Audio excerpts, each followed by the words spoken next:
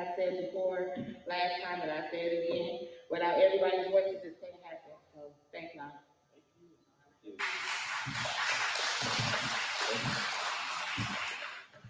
All right, is Remy or Deontay? If not, okay. Here come Remy.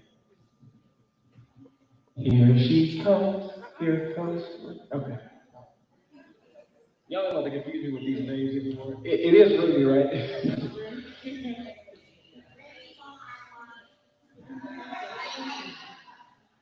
Can I call you Remy?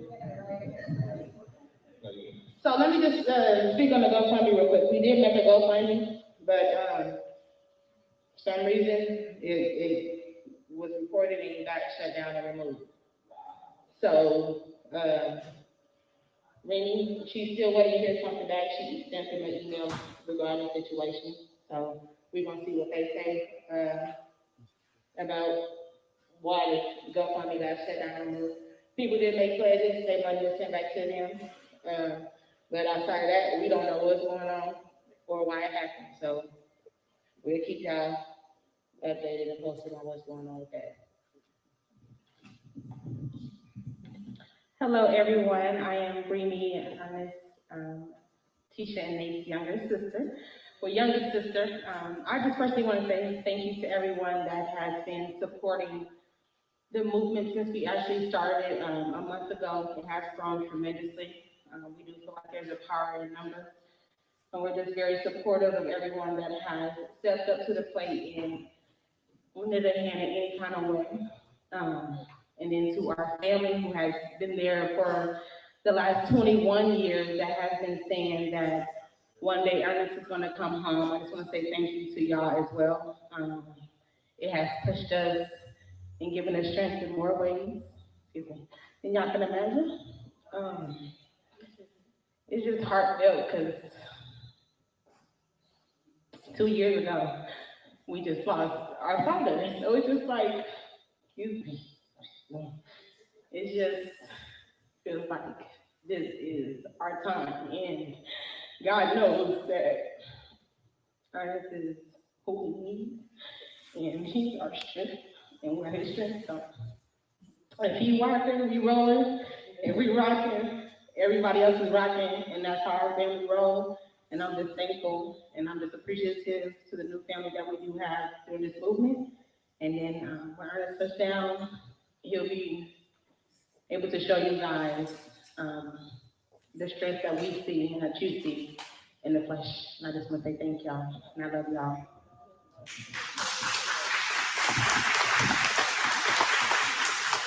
I don't know where Kevin is. All right. So next we're gonna have David Kearney and okay. So she wants to.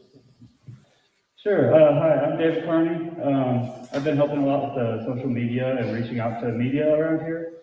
I heard about Ernest's case from Jason, just completely unrelated. It wasn't a protest or anything. It was just down at Culture House, and it was like, it's hard to believe, you know, from coming out this, you know, not being a part of his family, not knowing his family, just hearing the story. I wrote his name down on my phone, and I go home and start looking it up and read through the entire Supreme Court case of why his appeal was denied multiple times, the reason they gave for it. It doesn't make sense. It's wrong, and just knew we had to do something about it. So I just wanted to talk real quickly about ways we can help. I don't have any expertise in journalism or talking to media outlets or anything like that.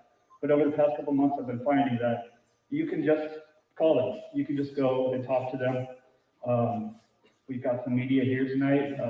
That's in part because just me and some other people reached out to them and asked them to come help cover the story.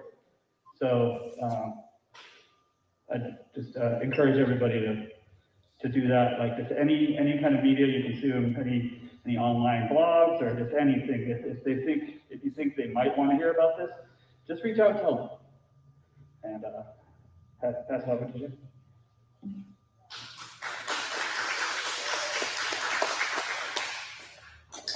Hi, I'm Jen. I'm also part of the social media team. I'm probably just gonna reiterate a lot of that. We just need a lot of help right now spreading awareness. So, I don't know if who's all friends with who on Facebook and here, but posting it every day with the free Ernest Jackson hashtag. I think that's how we're gonna, I mean, well, writing the senators, obviously, everybody's sending in that mass letter. We got some attention on that, which is great. I've actually had Tony Vargas interacting with some of our lives that we've been doing, so that was kind of cool. So we just need it spread every day, like not just, a one-time share, like, look at this crazy story, and then move on. It needs to be every day, because the pardon board meets in October, like, we don't know yet what day it is. But, so, we want this man home by Christmas, so, yeah. So every single day on your Facebook, on your Instagram, on your Twitter, and if anybody needs any of the materials to share, me and David have it. Well, we all have them. Yeah, we all have them. So just contact any of us and we can help you. And if you are new and need help understanding the story, we can talk in person too. We've all read the case files, so it's pretty point blank obvious what happened. An innocent man who went to trial first. So, but if anybody needs help understanding that, we can help you understand that. We can get you on board. And if you want to join the social media team, please, we need all the help we can get. And the more we get it out there, the more the media will pay attention to. And I strongly believe that this will be national news soon. So we need all the help we can get to make it national news. So let's do that. Thank you so much. Okay, so yeah, that's our social media team and our communications as well. Erin here, they're working together to make sure that we can condense the stories down, which is still the same. So if you want to get like anything involved, this is where that comes in. Sharing hashtags, we have a strategy to how to do that to make it go viral. So for now, I want you guys to know that sharing those hashtags has either caught some of your attention, people that are showing up at your events, caught your attention. This is where it all strategized from. We have a strategy that it was once an initiative, is now a movement because we are doing persistent and sticking to the blueprint. So if you all will turn around to the wall here, you will see Ernest Jackson's 17-year-old picture when he was first convicted. Our social media team has placed together a presentation that they would like to share with you. So if I do know if they can dim the backlights, if that's possible, you guys can see it better. And this is thanks to David and Jennifer for their presentation, and thank Erin as well as part of the communication. And they're going to dim the lights, and we're going to see Ernest Jackson's presentation. The wrong light, yeah.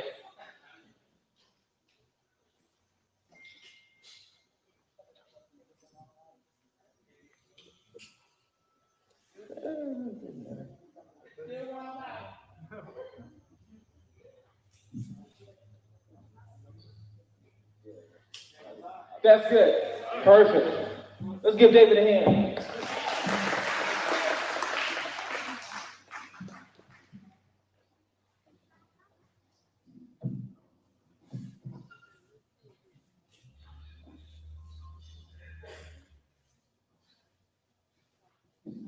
Yeah. Hold on 1 second. We're going to bring the mic. One moment.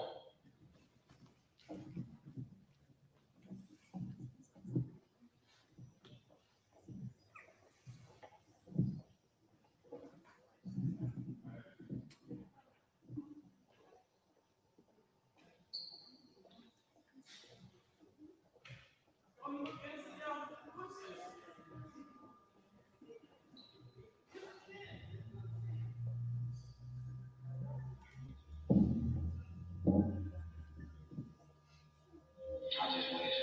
I wish it wouldn't have happened to the dude. I wish his family didn't have to go through that. My mom. You know what I'm saying? But me, I'm here for life. Her baby did too. You know what I'm saying? I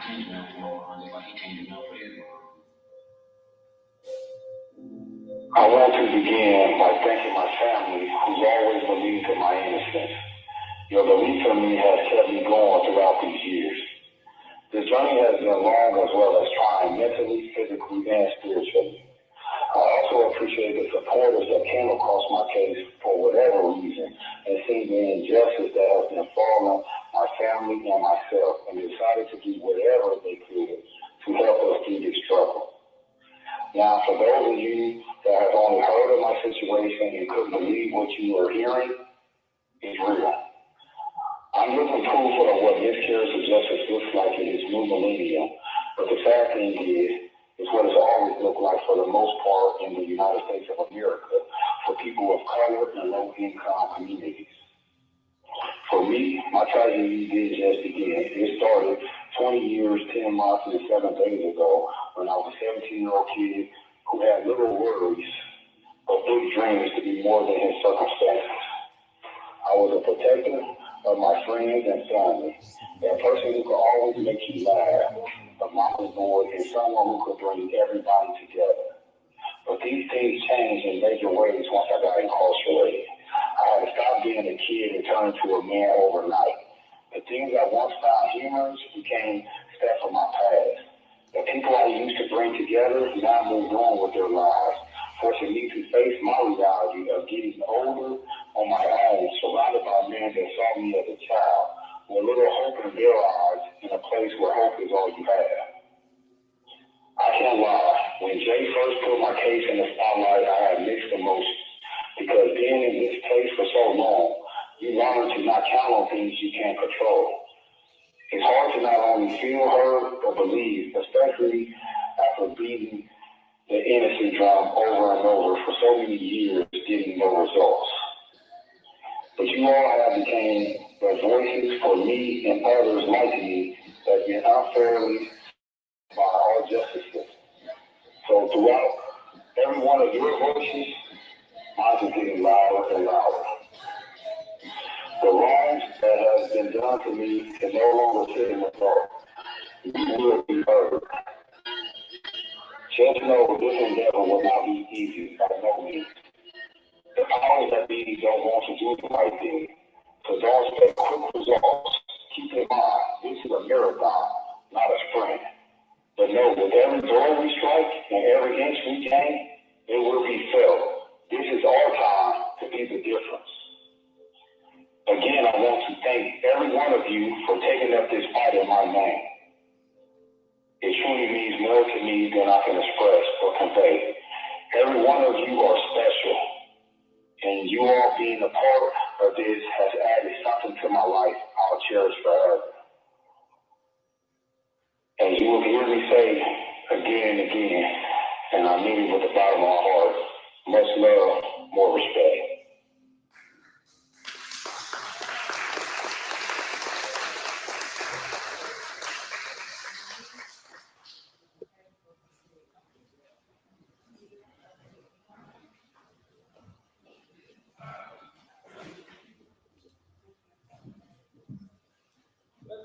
Our media team another hand.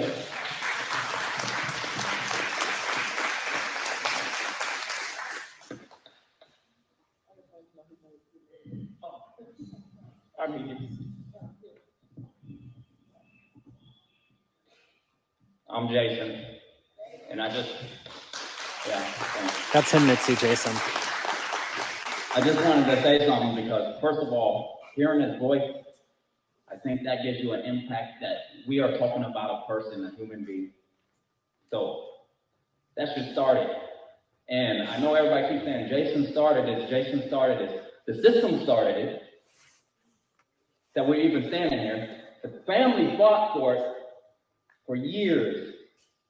And you can't tell me, except they can tell me, but you can't tell me that for 20 years fighting this case with this evidence, that it's just burning your heart to death. So I know him personally, but this is like a symbol. We are living in a time when we have these symbols of people dying, and we can't do nothing but speak that nobody else just happens to. And we have somebody alive. And what's happening is a lynching. They used to go in when they thought somebody was guilty or thought they needed to be punished and go in there and get them and string them up and suffocate them on a noose. And they're using the system to do that for this man who was 17 years old. So even though we hear a man speaking, remember, they did this to a 17-year-old boy. Any of your children's friends, this could happen to. When you hear this, all they got to do is believe that you possibly could have been a part of this, convict you, and then realize, oh, well, now that all that's out, it's kind of too late. Where is the humanity in that? So end goal is get them out, of course. However, while we're doing this, we want this to get enough attention because what we all want in our leadership is to know where you stand when it comes to your humanity. Because that should rule all your decisions, no matter what policy says. Because that's what I learned, because all my behavior in the back was trauma, and then negative, and then harmful to the community, until brothers inside, who I thought were lost and thrown away, said, there's something there in you, and invested in me for years. And all I did was fuck up. And for years, until even I couldn't deny it. And that's what we want our leaders to do, is like, you cannot throw people away if you want to lead any of us. And if they're going to ignore this case when we put it out, when we write them, if Governor Ricketts stays silent, it's not because he does not know. So if he's a man of whatever faith he believes in, if he's a man of any integrity, if he's a man that says, I live and breathe for humanity, he cannot ignore this case. And that's what we want all our leaders to recognize, because that goes to every social justice issue we have. So I didn't do this. They did this. I didn't hold this flame up. The family did while they suffered and suffered. I just came imbued with the rage that this would continue on and stepped on some toes. However, why I stepped on toes, Crash Rally speaking about this, their leadership, this leadership of people out here said, I'm going to be a part of this because I don't need to know this man to know this cannot be something I would ignore, that I would just be like, it's not my problem. And that is what we have for community. That is what we're always talking about, reaching for community. And so remember that, because every one of you, everybody in social media world that's not here, but doing their best, that's what we're looking for. That's what I was looking for. That's why I'm not the guy that I used to be. That's why I'm not the guy they portrayed Ernest as, that I was. Because I should be in prison, and he should be out, and he should be fighting for justice for other people. You heard his voice. That's not a script that he just made up to sound good. He wrote down some words he felt. You can hear them words, and you tell me like he just sat in prison and thought of a good script. That's what we fight for. And when we get this man his justice, we set a stage for the next and the next and the next.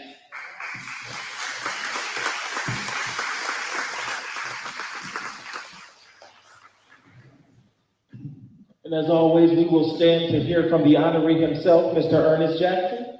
He is on the phone, so let us all stand and receive the honoree.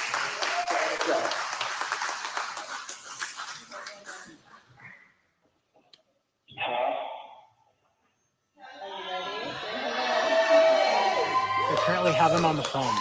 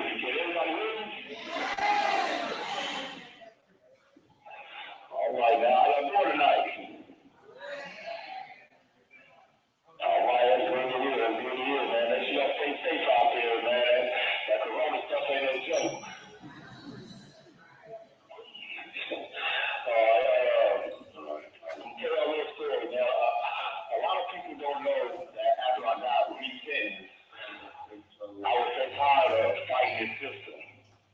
I was ready to just do the time that they gave me, but my wife was so pissed about the whole situation that she got with my mom, and they wouldn't allow me to stop fighting. It was, what about doing this, or can we file that?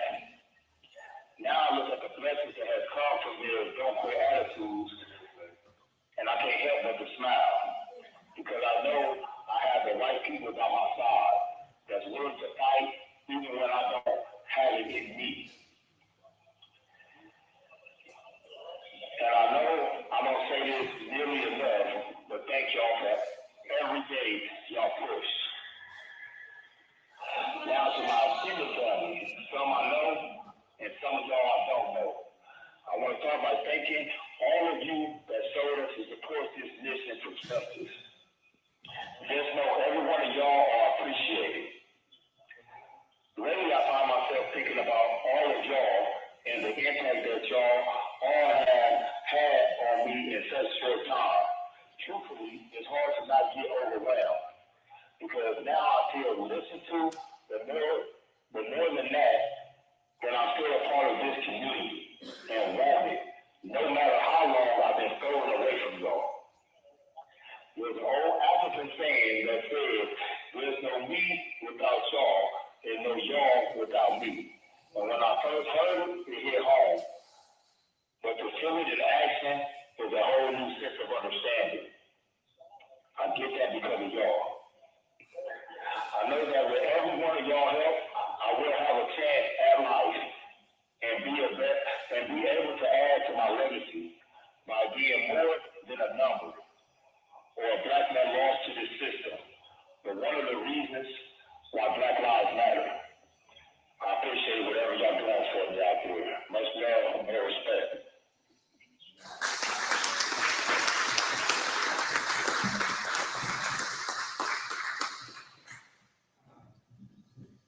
I'm not normally this emotional, I promise. But dang, right? 20 years? 20 years. 21 in October. How many of you in here are under the age of 21? Just raise your hand for a second. Kind of. He's been in prison for a crime he did not commit longer than you have been born. And that to you is your entire life. Can you imagine? Can you imagine?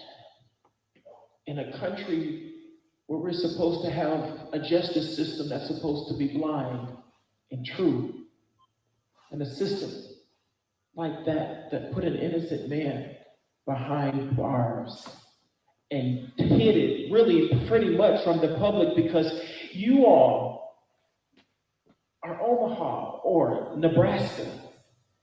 And a lot of you never heard of this story until this year. And we've been standing in solidarity for almost every single issue and incident across the United States of America. But we have our own here today that is alive. Justice for Ernest Jackson. Justice for Ernest Jackson. Oh, yes, I'm next on the program to introduce and acknowledge our special guest. This panel here, I'm going to have Joelle to pass the microphone so that they can introduce themselves and just give you all the context of who they are.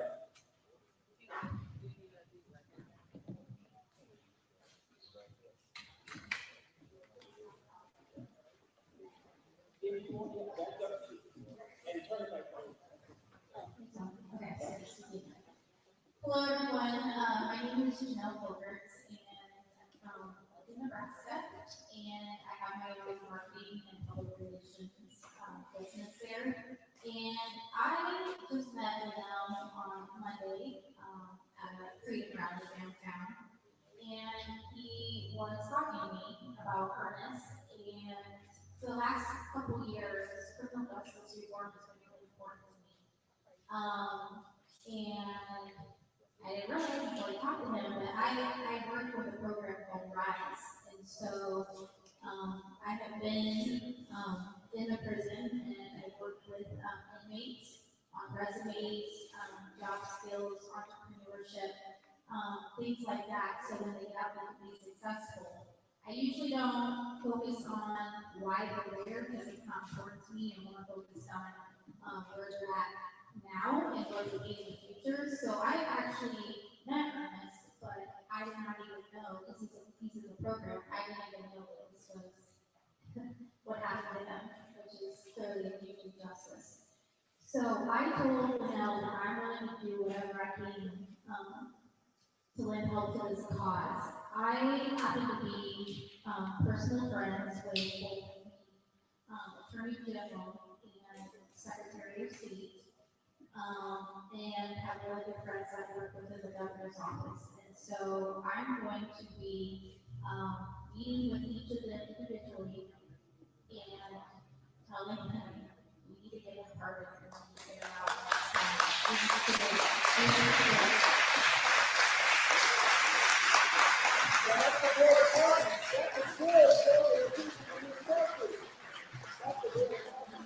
So I will be doing that ASAP, and then, I also have a couple friends that are former Husker football players, and I'm working with them to try and get a bunch of them together to hashtag or do something all at the same time to go out on social media, because we know they have a following, people pay attention to them. So I'm working on that. And then, I have another personal friend that, manages the record label for Julio Jones. And, I'm working with him to see if, Julio and maybe a few other NFL players can also, hashtag out for Ernest Jackson as well. So, I will be doing it.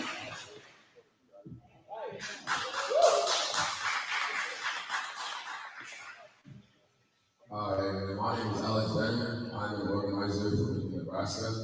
And when Jason came, because legally we have multiple different organizations that fight for Black lives. When Jason came up and spoke about this Ernest Jackson case, like you were saying, I had never heard about it. Nobody in Lincoln knows about anything that's going on like that. We had no idea. And as I said, it sparked a fire and it kind of see what's going on. Because regardless, I didn't even know it. Like you said, that was a man that was being held down. That's not any sort of punishment. At that point, that's just pure slavery. He wasn't a slave, and it's just being taught like for no reason for 20 years plus. So I feel like I can't stand idly by if somebody, a member of the Black and brown community, is being enslaved and nobody's talking about it.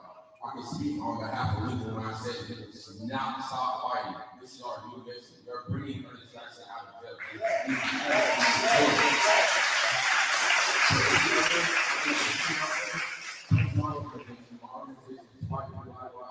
I have the physical things called Fight for Black Lives. I'm going to be working alongside Omaha, trying to get Lincoln the message that Ernest Jackson has been enslaved and we need to do something about it. So moving forward, any day forward, I will come out here to Omaha, I will go to anywhere in Lincoln to get the word out that we need to free Ernest Jackson.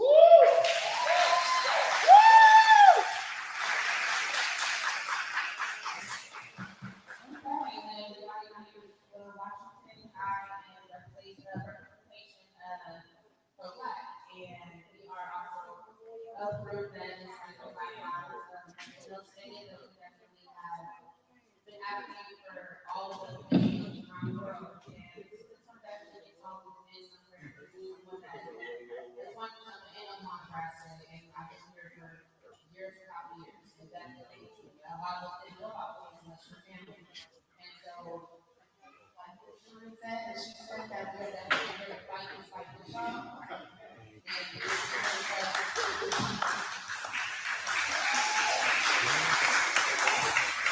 There's a few more people here from the community.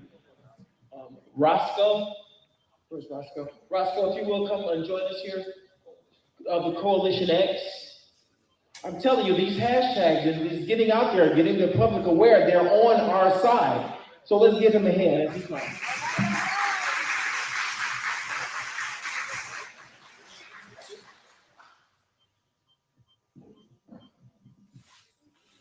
How y'all doing? My name is Roscoe Wallace. I'm a youth activist with an organization called Coalition RX. Some of you probably know me as a youth that was acting up. I can relate on so many levels to what our brother Ernest is going through. One of the things was most of the time when I did my crimes, and I did a lot of them, I was guilty.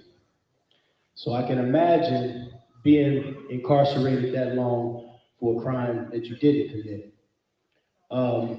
Shouts out to the media team. Shouts out to you, because we're gonna need you. We need a lot of that. We need a lot of that. What I seen against that wall was a young man that's not seasoned. I don't know the family much, but yes, I do. Yeah, that's correct. Okay. See, I've been around so long, but I've been gone a long time too. So y'all know that over a couple of decades. And you know, to get a little bit into that for some of you that don't know me, I have a past of violence. Some have recognized me as some of the root of the violence here in Omaha, Nebraska. And the reason I say that is because I was one of the guys that introduced the gangs here. So I'm sure Ernest and a lot of the brothers is actually casualties and victims of that era. But not to get into that, to get back into that, what I seen on that wall was, like I said, a young man that wasn't seasoned, growing up in poverty like all of us, around a lot of influences and different things. And you could just look at him and you could just see that kid. And then what we hear tonight is a grown man, an articulate grown man that has done a lot of thinking, a lot of recollection, and he knows where he's at in life. And let me tell you why I know. It's because one thing that prison can do, it can make us or break us. And if you travel through there, you will see so many brothers that have been made. They made themselves, they educated themselves. I mean, they're so compassionate, they're open. And this is what we want coming back out here. They're in there. And shouts out to my brother over there, Shakur. This brother done 41 years. 41 years. And he brought it to my attention. Solid. And he got me fired up. And this brother done 41 years. And for me, that was my father figure. You know, that was my mom. That was the first time I've ever met a man of integrity, that taught me what integrity was. 41 years and the respect that this man has. So when he talked to me about it and I read the case, I was like, wow. And it reminded me of some other cases around here. So we got to start looking at the vote too, locally. We got to look at these prosecutors, and different peoples, the Donald Kleins. They've been around a long time. And, one of the things that take place in that arena, that political arena, is sometimes that prosecutor just wants a man. He wants a body, a conviction. And that's what it seems like here. And we're not going to let that happen because we know what we're fighting for now. And to come here and to hear his voice and to hear it clearly, and just to see how focused he is and the inspiration that he's getting from us. So the main thing I want to tell him and tell the wife is to tell him to hold it down up in there. Because they pay attention to what you're doing up in there. So while we fighting out here, his fight is to keep on educating himself, keep on doing the things that he needs to do, make his bed up, the simplest stuff. Because when that time comes, when the Pete Cricket You know, we want him to speak though. We want him to get loud on this one. But, you know, when it comes time to evaluate that, we want the compassion to come forth, you know, and that's what we want to see, compassion, because he deserves it. So we don't even want to talk about guilt, this, that, and the other. And one of the things that I would really like to see, and I'm working on it personally, is with the other family, with the Perry family. I'm big on this healing thing, real big on it. It's the only way I get here to sit up here and talk to you guys. I had to heal. I lost my son in this. Damn near ran me crazy. Almost lost my mind. So, you know, I know what that's like to lose. And I had to forgive to survive. So the first thing I offered to the family on the other side is, you know, I'm not going to argue one way or the other, but what I've heard, you know, even when I didn't know what I was hearing, was that this young man was innocent. And then you look at the case. So, you know, we fighting the right fight. And we have to continue to fight that fight, not only for Ernest, but for other brothers too. And we want those brothers to come back into the community and be who they are. See, that wasn't who he is. That was a young, unseasoned, young, wild man. And it's a lot of us in the community. So as a youth activist, what I'm trying to do is reach those Ernests before this situation takes place, right? So we want to reach the Ernests before this takes place, but we want to also make sure we get those Ernests back out here, because see, we owe them. Right now we paying them, but they definitely got to pay us back. He got to pay us back, and I believe he will. Just listening to him. He's going to be a good father. He's going to be a good husband. And he's going to come back to the community. And you know how I know? Because if I can do this shit, excuse my French, I'm just saying. And y'all know this. So let's keep the fight going for Ernest. I'm going to fight the other side. And like I said, I'm going to keep talking to the Perry family, because we need to heal. And as we heal as a community, you know, and I can speak on that, losing my son. So I know what loss feels like, and it's difficult. But to keep an innocent man in jail, you're doing the same thing the system's doing. You just want a body. And we shouldn't be on that. Because we got to come back to integrity in our communities. We got to come back to personal responsibility in our communities. So I appreciate you guys hearing me out tonight, and I'm going to say a prayer for the brother. I'm going to say a prayer for righteousness. And appreciate you. We really need you. I mean that. And the diversity, when we marching forward, and that's what we've been seeing in the country, is powerful.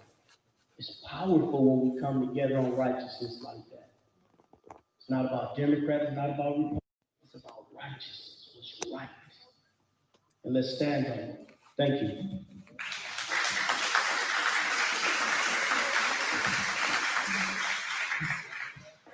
I do also want to honor Mr. Leo Lewis, a very, very respected man in the community. He is also the director of the Malcolm X Memorial. He is definitely a community leader.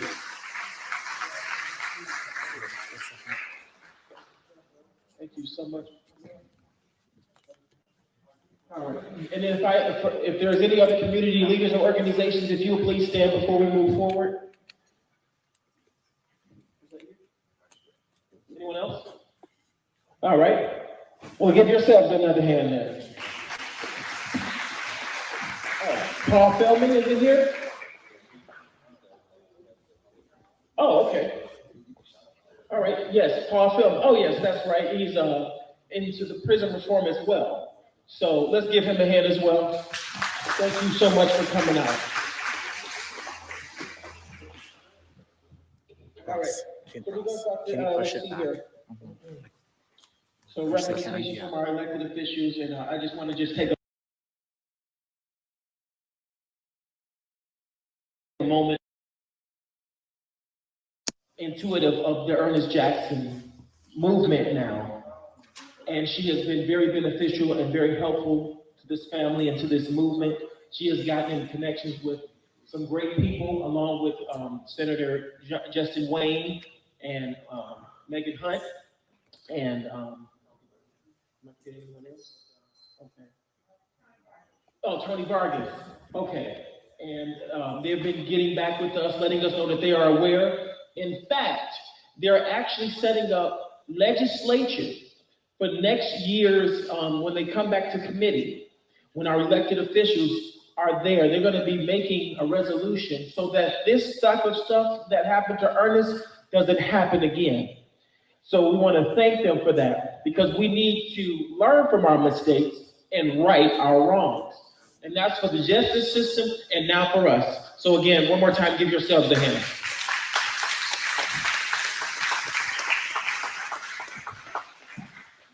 All right, Jason, did you have any more you wanted to say? It's your turn. Okay. Jason. Okay, Jason. Okay. Well, let's make sure. David, did you have anything you wanted to say? Got a couple things. Sorry. First off, I want to just get another round of applause for everybody that showed up here. So if you want to give yourself a hand.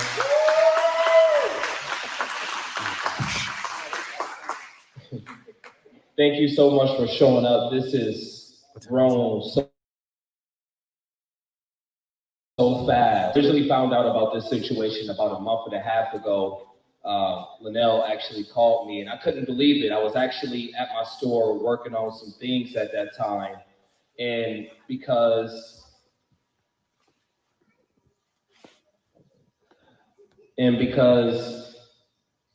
that situation, it hit me hard when he told me. I couldn't even believe it. I couldn't believe that something like that actually happened in Nebraska. I was like, are you sure this is what happened? I was like, can you send me links? I want to look into this, because this case just doesn't even sound right. I looked at it, looked over the court documents the same day while at my store. That same day I left my store, I was like, no, we got to come together. We got to organize, and we got to get something prepared for this brother quick, because we need this brother home. This is the definition of injustice. When you have a brother that sits in jail for 21 years, that went in a boy that is now a man for 21 years, went in when he was 17 years old. Our first meeting that we had 6 weeks ago, I didn't even know what he even looked like. I just know it was a dark-skinned brother that went to jail for a crime that he did not commit. After I read the documents, I could care less what he looked like. But when I saw the pictures of this boy, of a child that went to prison, all I can do is literally just cry. Because that situation hit me hard. Me being a father, me having cousins and people around me that's around that age, and knowing that this can happen to anyone in our community. When we get Ernest Jackson out, because we will get him out, we will be looking for a systematic change to this system, because we don't want this to happen to anyone else. Because they're going to continuously, you can have Ernest, but they'll lock up 10 more brothers the next year. So we got to make sure we have preventative measures to make sure something like this doesn't happen. That's why we're continuously working with the senators. That's why we want to continuously work with the government. We want to work with the people in power to make sure we can be able to prevent situations like this from happening again, where our children is going to jail and they're already making another privatized kids jail right here in Omaha, downtown Omaha, the Juvenile Justice Center, a privatized kids jail that you can invest money and get stocks out of it for children. That is the school to prison pipeline, like they're continuously creating. They allow us to go to school, be miseducated for 18 years, and then allow us to go, oh yeah, I'm going to take you straight to prison. This brother couldn't even make it to the age of 18.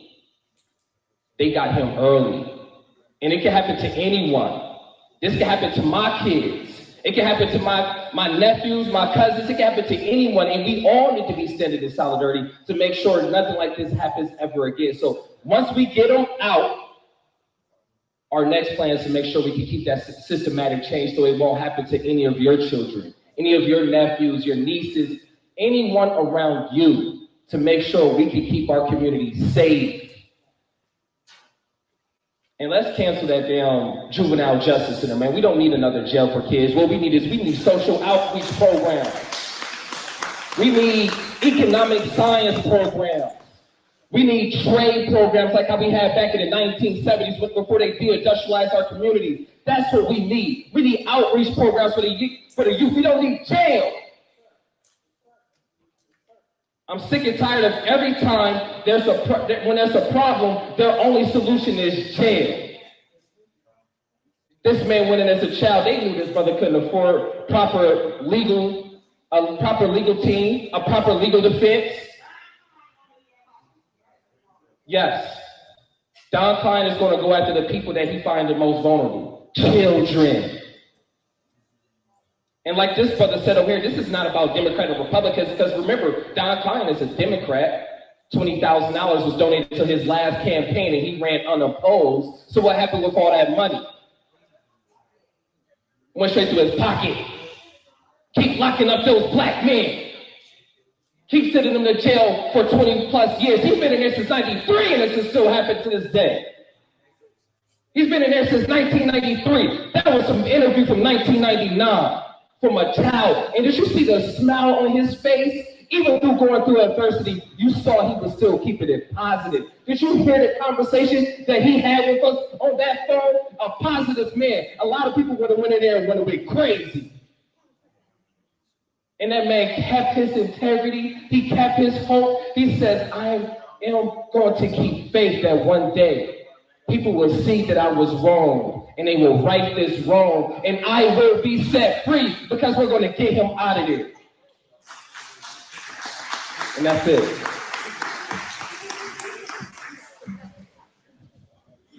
Oh, man. Shoot, I don't have much to say after that. You said it all. And he is so right, though. Like, for real, he is so right. What we're doing right now is to prevent this from happening again.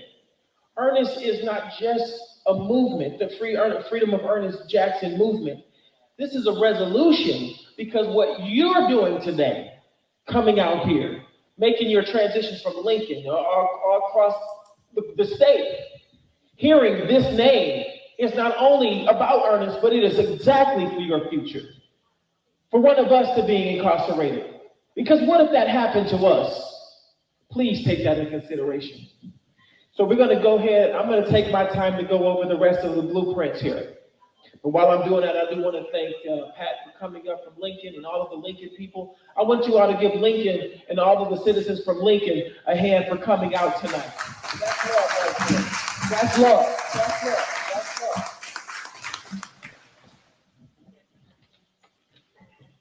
So David went over the recap. Now I'm about to go over moving forward. And while we're looking, do anyone have any questions? Because this is a town hall meeting. Do anyone have any questions about this? Anyone have any questions to anything? You do? Okay.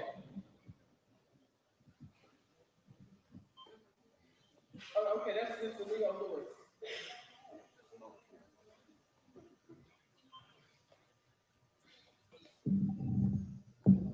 It's not really a question. It's to say that for those of you who are involved in this movement, number one, thank you. Thank you, thank you, thank all of you and all of you. I just want to say, when you look at that packet, I read over that packet that you have out there. For those who want to know what it looks like to truly organize, that's organizing. I appreciate you. That's all I want to say, is that's organizing. Keep meeting, keep doing your thing. That's all I want to say. Thank you. Any other questions? I thought I saw a hand over there. So y'all ready to get started on what we're moving forward next? How do you guys feel about this? With a show of hands, do you guys feel like you guys can dedicate to such a movement? I just want to see your hands tonight. Do you really take this serious? Do you guys really want to see an innocent man free and do we not have to repeat this again for somebody else? Then we move forward.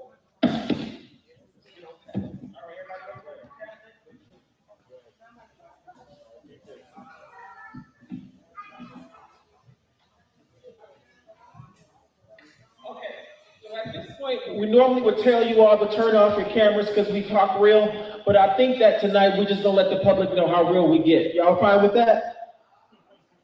Y'all cool with that? Okay. Keep the cameras rolling.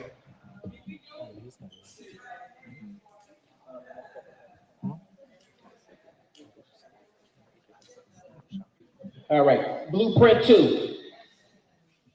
And as David mentioned, we have established a communications group, which is led by Erin Painter over here. She does a lot of our legal work and a lot of our studying. She is actually the director of the Connecticut Library downtown on 12th Street. So she does a lot of our work in our proofreading. She works along with the social media team. So when you see these flyers, when you see these things about Ernest Jackson and hashtags, she's doing the proofreading. She's looking into what we can do legally. She's also Thurman working with her too, that are getting the legions of lawyers that if phase 1 doesn't work, we already have phase 2. So we got a lot of stuff going on here, y'all. The community is behind us. Believe us when we say we're not just the only ones. There are hundreds of thousands of people that are hearing about Ernest Jackson by simply sharing and continuously to share that hashtag, okay? So let's give Aaron a hand and the media team a hand one more time.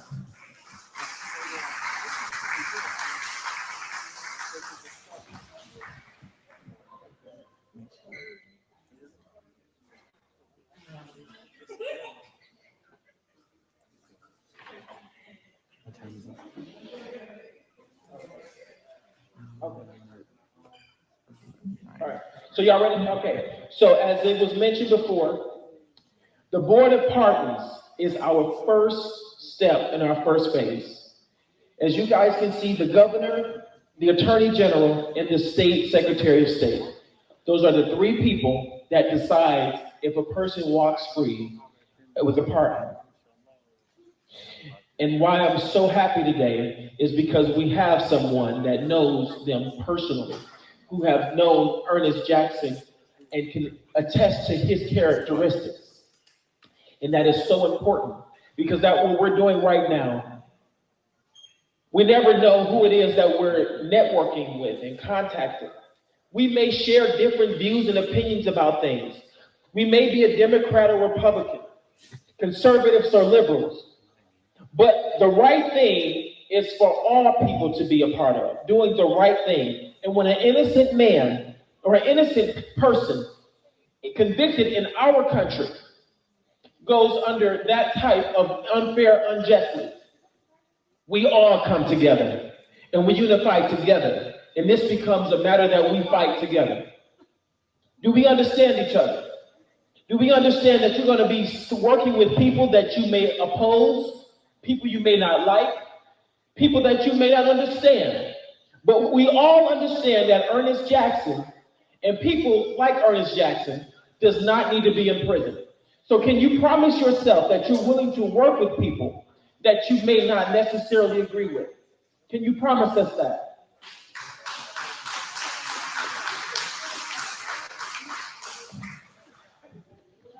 Exactly. And the best way to do this, as it says, is by numbers and bodies and getting involved. Also, so I was told this is not an election year for the full statewide, but for as far as our legislature, these state representatives, these state senators, I believe school board, when people are telling you that they want to make a change, hold them to it. County commissioner, hold them to it. When someone comes knocking on your door and say they're going to make changes, hold them accountable and ask them, hey, do you know who Ernest Jackson is? Hold them accountable. Because if they know about him and refuse to do something, like people are saying, let's wait till next year. Well, how many people are going to wait till next year if it was their family members that were involved? How many of these elected officials will let their child or their spouse, somebody that they know, stay in jail, in prison, especially if they're innocent? Hold them accountable. Because these are the leaders that we're going to put in office. And if we put them in office, allowing them to get our vote, they're going to disappear and you're not going to hear from them until their next election. I've seen it happen. It happens all the time. That's dirty politics. And that's politics as usual. Before I go on, let me make this admission. For some of you that have seen, yes, I am running for mayor of the city of Omaha, Nebraska. This is true. But as I said at our first town hall meeting, that I was going to hold back my blueprints for the city as I would have announced my candidacy publicly for the city. Because Ernest Jackson and his family deserve justice overall. People have been jumping on my back saying, you can do too, you got to multitask, which could very well be fair. And if we're honestly, I was like, I ain't gonna worry about it. But I walked into my job the other day, and my coworkers reminded me with a standing ovation calling me Omaha's next mayor. It just brought me back to remember that work like this that we're doing when we can set politics aside and really get down and dirty in the action, that is what is a real leader.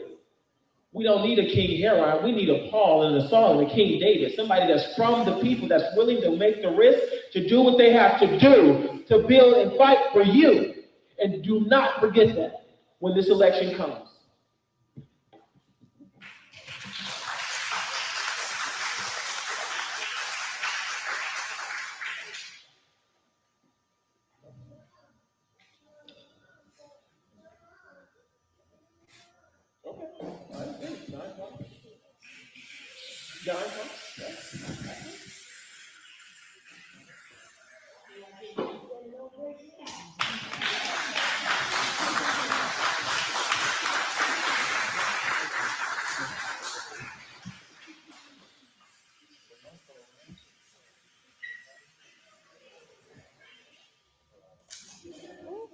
I remember the Naked Gun when they was standing on a commercial.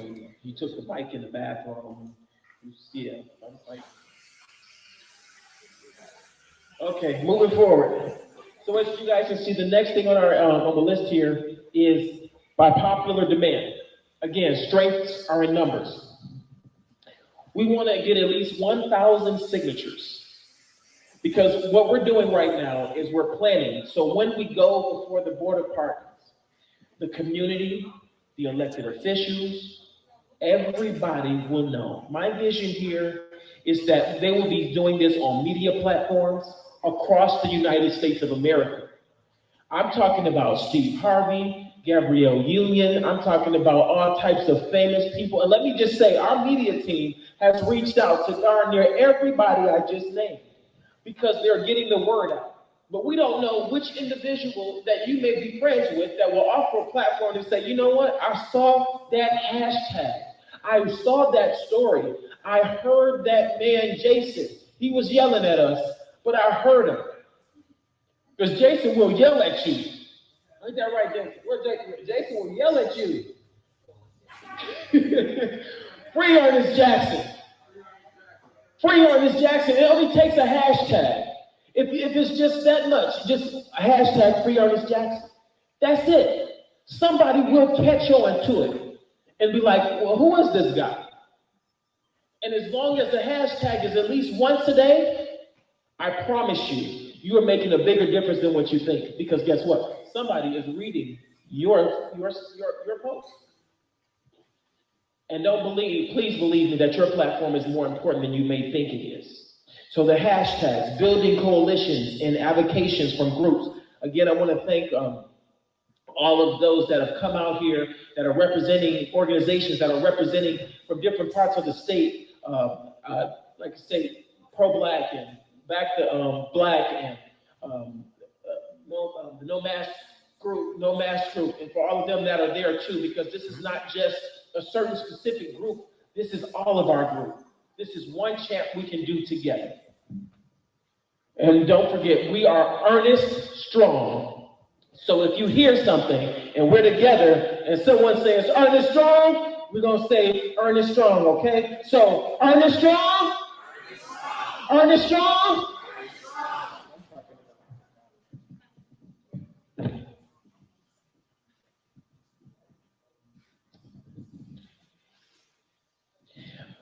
So we're going to try to meet every other Friday. So this is September 11th.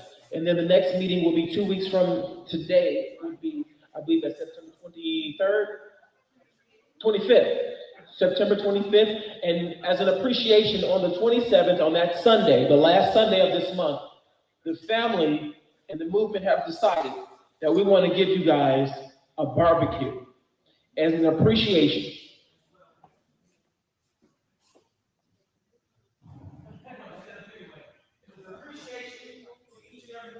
As we spread awareness. Okay, they want me to sit back down. Appreciation to spread awareness and to thank you for being so strong. Because in October, I'm gonna tell you right now, October is gonna be busy, busy, busy. That is gonna be the month of the Board of Pardons. We don't know the date yet, but when it's time to go down to Lincoln, and we will be corresponding with Lincoln, we're gonna try to find a place down there so we can have more of these conversations. So when we combine together, and we have to, the Board of Pardons, we're gonna hear us outside at the state capitol building, knowing that we wanna free Ernest Jackson. That's how we're gonna do that.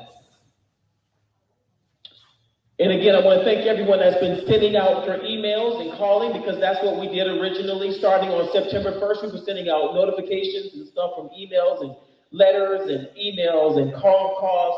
We were making them aware, because no one that's representing us should ever go unaware of how important someone is when they are in prison for a crime they did not commit. So moving forward, like I say, building public awareness. And I'm going to stop right there at phase 2, which is going to be the demands and weight. And here is some information that you need to know. Tracy, I want you to read this. Moving forward, we want to keep everything in order and in uniform. It is vitally important to keep the movement momentum flowing. And for this, I ask you will keep the leadership in this movement involved, whatever you would like to participate in. This involves media contact, news, radio requests, etc. We have established a media and communication team and will be responsible for all contact responsibilities of the role. Each of us in some way carries an important role in this movement, and if we move accordingly, we will be successful. If everyone reaches out to you that wants to join the movement, that represents an organization, government official, etc., please retrieve their contact information and let the public relations committees know. If you are interested in working on a committee, please feel free to sign up and let us use your talent to see an innocent man set free. So it is important that we work together to make the movement a great success. Listed below is how the movement works. We have the family. The family is the immediate family, which consists of Miss Brenda, Tisha, Remy, Nate, I got that right that time, Nate, Tracy, Deontay, and Trey. Then we have our chairs, which would be myself and Jason Whitmer. And then our co-chairs would be David Mitchell and Joel Washington. And then our committees, we have our social media committee, which is David Kearney and Jennifer Marie, along with Michelle Jackson and Remy Greer. This committee is responsible for all the social media streaming and creation of information for social media platforms. Publication, posters will all be formed with this group. So unless it comes from the media group, then it's not from us. So please be advised that people that want to act on their behalf, we appreciate your platform, but please, let's do this strategically and in order. Because when we throw that hashtag on there, that is the official movement, because we have talked about it, strategically planned, and how we want to keep it. We want to keep everything centered toward the freedom of Ernest Jackson, no distractions.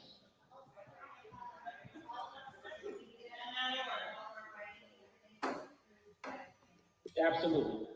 Always by the family. And then we have our communications, which is from Erin Painter. She had, like I say, legal interpretation, proofreading. Sorry. Thank you.